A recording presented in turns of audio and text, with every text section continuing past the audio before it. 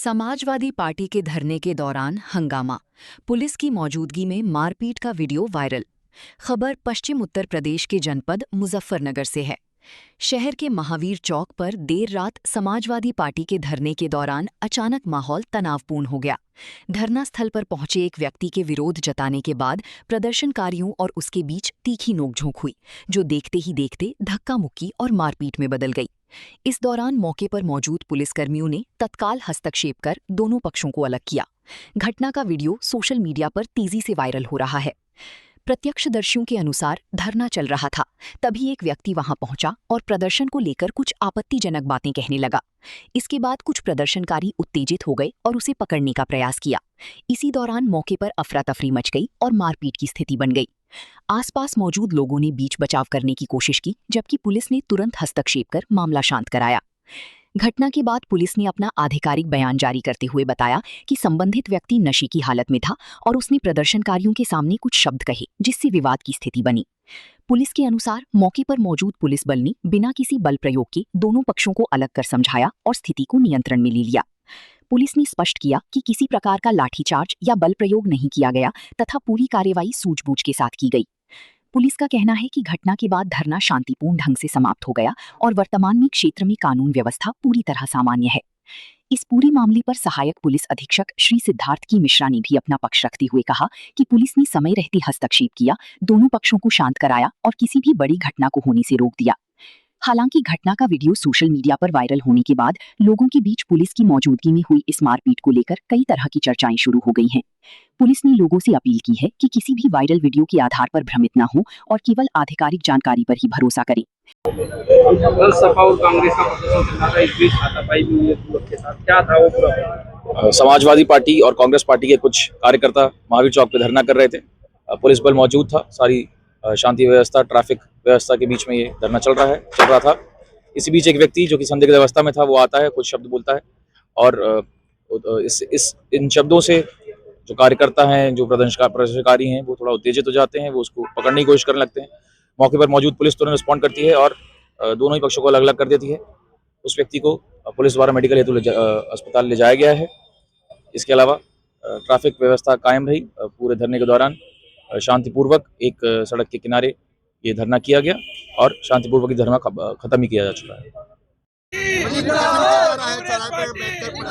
आज हमारे आदरणीय नेता समाजवादी पार्टी के राष्ट्रीय अध्यक्ष करोड़ों दिलों की धड़कन अखिलेश यादव जी को जो नीट को लेकर के छात्र जंतर मंतर पर जो धरना दे रहे थे, उन छात्रों का समर्थन करने पहुंचे थे, उनको आज गिरफ्तार किया गया है। उनकी गिरफ्तारी के विरोध में हम लोग यहाँ धरने पर बैठे हैं। हम भी गिरफ्तारी देने के लिए आए हैं। सारे समाजवादी पार्टी और कांग्रेस के कार्यकर्ता यहाँ सब लोग धरनारत हैं और जब तक हमारे नेताओं को रिहा नहीं किया जाता, हम लोग गिरफ्तारी देने के लिए तैयार हैं। हम भी जहाँ वो रहेंगे, हम भी उनके साथ जेल में रहेंगे। ऐसे ही प्रदर्शन चलेगा। अपनी बात करने का, हमने सड़क जाम नहीं की। हम सड़क जाम करने वालों में से नहीं हैं। हम एक तरफ बैठे हैं। लोकतंत्र को बचाने की लड़ाई है, ये छात्रों को बचाने की लड़ाई है, किसानों को किसानी बचाने की लड़ाई है। और जिस तरीके से आज अखिलेश यादव जी को और राहुल गांधी जी को घसीटा महादिल्ली पुलिस ने और जवानों ने, ये किस तरीके का लोकतंत्र? आप एलओपी के साथ इस तरह की घटना करोगे, देश की तीसरी बड़ी पार्टी के नेता को घसीट कर ले जाओगे। अगर वो कोई बात रखना चाहता है, चक्का जाम कर देंगे, घर से निकलने नहीं देंगे सरकार को। अध्यक्ष जी, रात हो रही है, प्रदर्शन चल रहा है, क्या करें, क्या प्रॉब्लम? दिल्ली पुलिस द्वारा सरकार के इशारे पर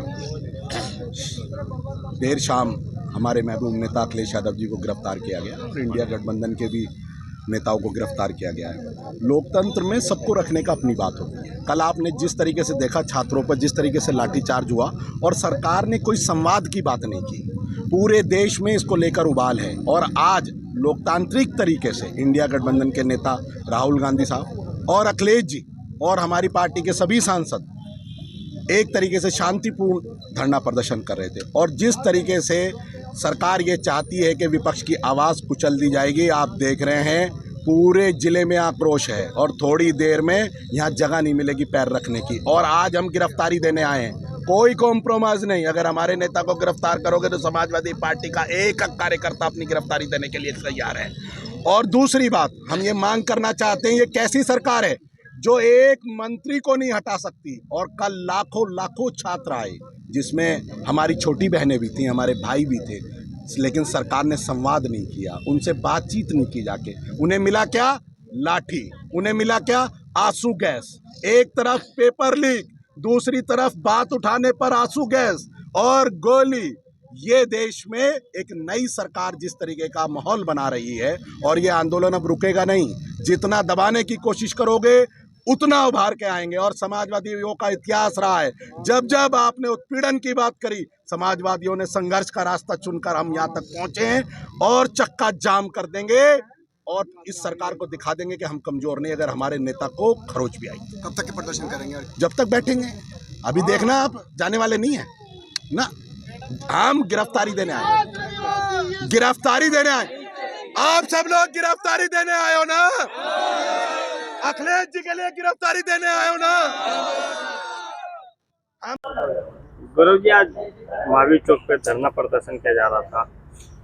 एक सामाजिक तत्व भाजपा का कोई नेता बता रहे थे, वो घुसाया, उन्होंने टिप्पणी की, क्या था ये मामला? देखिए, आज भारतीय जनता की पार्टी की सरकार जिसका सिस्टम पूरी तरह से कहीं ना कहीं कोलैप्स कर गया है और जिसके सिर पे अहंकार चढ़ के बोल रहा है, और इतना बोल रहा है कि 100 से ज्यादा परीक्षा लीक होने के बाद भी माफी मांगने तक का प्रयास किसी सरकार के किसी प्रतिनिधि ने नहीं किया।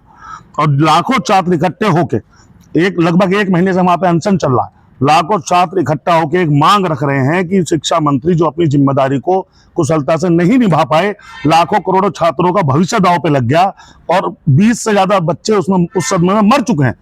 ऐसे शिक्षा मंत्री को इस्तीफा दे देना चाहिए। एक छोटी सी मांग है, उस मांग को भी सरकार नहीं मांग रही। कहीं ना कहीं सरकार संवेदना विहीन हो चुकी है। लाखों बच्चे इकट्ठा हुए, संसद मार्च करने का प्रयास उन्होंने किया। वहां पे जिस तरह का लाठीचार्ज हुआ, जिस तरह का अन्याय हुआ, छोटी छोटी बच्चों के कपड़े फाड़ दिए गए, उनकी छातियों पर पैर रखे गए, समाजवादी पार्टी और पूरा विपक्ष उन बच्चों के साथ है।